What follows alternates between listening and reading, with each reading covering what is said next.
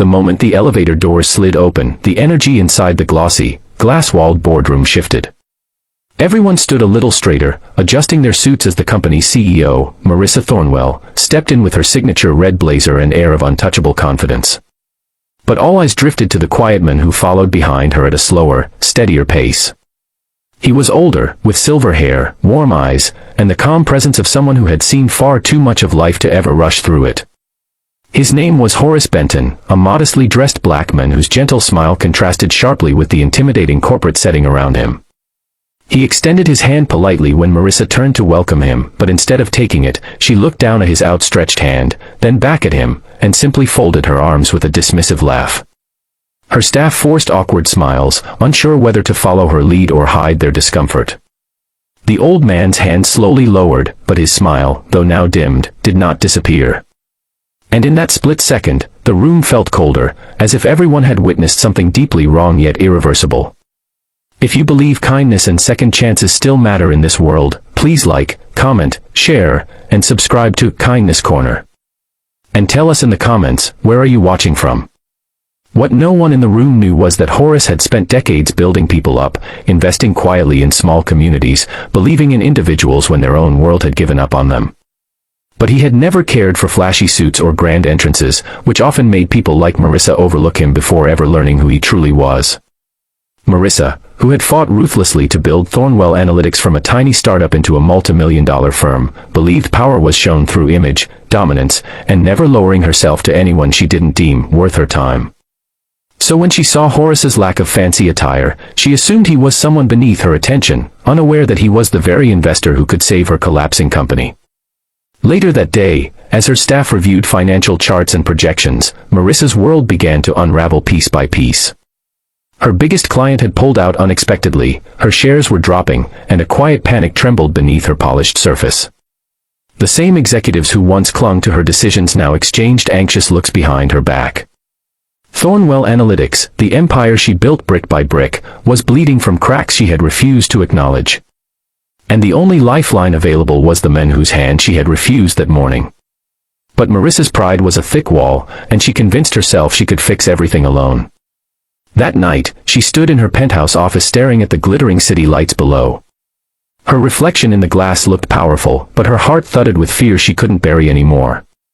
She remembered the softness in Horace's eyes when she rejected his handshake, and a twinge of guilt crept in. Still, she pushed it away. She had built this company without help, she told herself. She didn't need saving. But dawn arrived with the weight of brutal truth. Another major client walked away. Investors demanded answers she didn't have.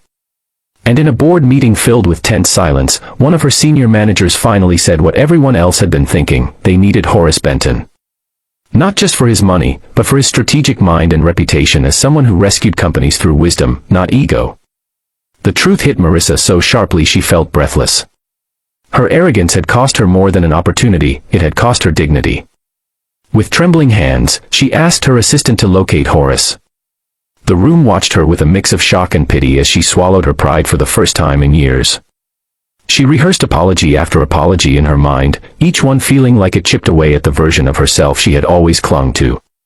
By afternoon, she stood at the entrance of a small community art center, nothing like the marble floors and glass walls she was used to. Children painted freely inside, seniors chatted warmly in the courtyard, and the atmosphere felt soft, almost healing.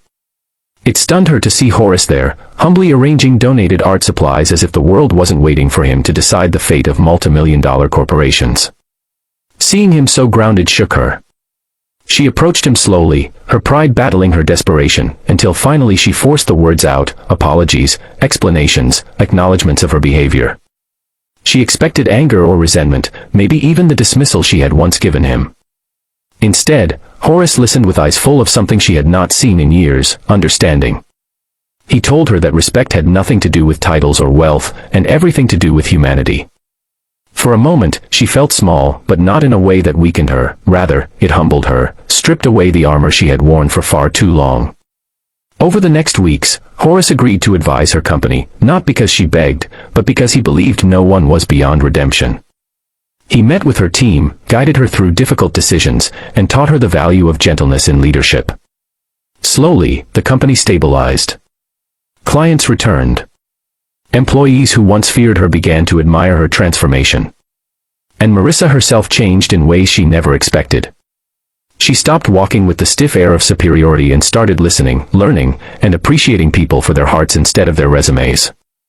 Near the end of the story, as her company once again found its footing, Marissa stood before her team with a quiet smile, thinking about how different her life might have been if Horace had chosen not to forgive her.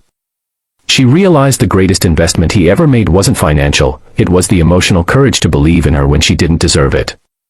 If this story touched your heart or made you think differently about kindness, respect, or second chances, please like the video, subscribe to Kindness Corner, and share it with someone who might need this reminder today.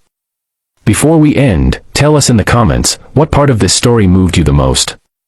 And with that reflection, Marissa understood that sometimes the strongest people are not the ones who stand tallest in the boardroom, but the ones who bend down, extend a hand, and choose grace over pride.